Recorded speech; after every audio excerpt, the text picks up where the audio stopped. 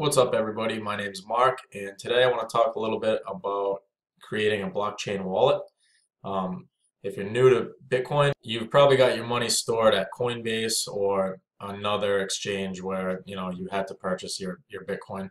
Um, the blockchain wallet is definitely a lot more secure. I don't recommend storing your money on an exchange. The best way to store your Bitcoin is a hardware wallet. They usually go for about $100. If you can't afford one of them, then the blockchain wallet is definitely the better way to go. It's more secure. Um, if you go in here to Security Center, you can see they have 3 levels of security. This one, level 1 is prevent losing access to your funds, email verified, a phrase backed. They actually give you 12 words to write down, and if you lose your password or something happens, then they will ask you, a few of the 12 words to fill in, and that'll help you get back in. A password hint stored, prevent unauthorized access to your wallet, mobile linked, two-step authorization code, usually the 2F code, Google Authenticator, and this is Tor blocked, which is prevent IP addresses that are known to be part of Tor anonymizing network from accessing your wallet, which is usually known hackers use those IP addresses. So if we go back to the dashboard, these are your price charts. So this is the exchange rates. Bitcoin, the blockchain wallet now, you can put Bitcoin, Ethereum, or Bitcoin Cash, and these are the exchange rates right here. So there isn't a mobile app that's very convenient, and it's very, very user friendly. It almost looks exactly like this dashboard here. This is my recent activity. I've only sent a few things here. I don't keep a lot of money in here. I have a hardware wallet myself, because that's that's the most secure way. But if you're going to be sending money back and forth or sending and receiving money, this is definitely the better wallet, more secure wallet to use. As you can see up here, it says be your own bank. If you click send, you can send Bitcoin, or you can send Ether or Bitcoin Cash.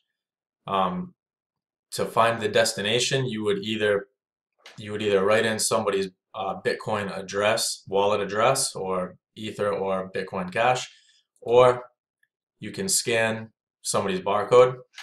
Right here, you would put in the amount of Bitcoin or the amount of USD.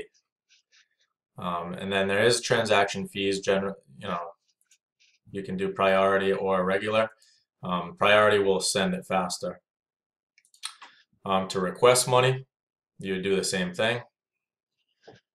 You could either show a barcode or request money and give them your address. Somebody could scan your barcode. You would enter all the same amounts, Bitcoin or USD.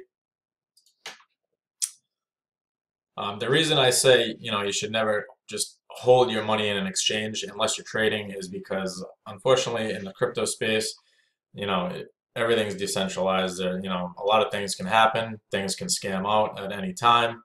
You never know what'll happen. Just for example, if you haven't heard of the story of Mt. Gox, the hack, $460 million worth of Bitcoin just disappeared one day. And back then, 460 million now is definitely probably in the billions of dollars.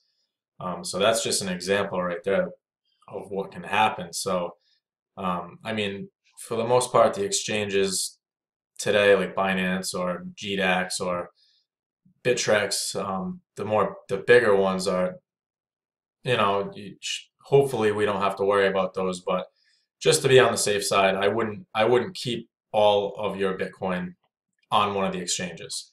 So unless you're trading, then you should have your money in a wallet or in a hardware wallet. I always recommend taking every security measure you can with any program or investment or anything you're going to be doing within this crypto space or anything online in general, to protect yourself. But if you guys want to make this wallet, you can go to blockchain.info. It's very simple to make. You just click on wallet.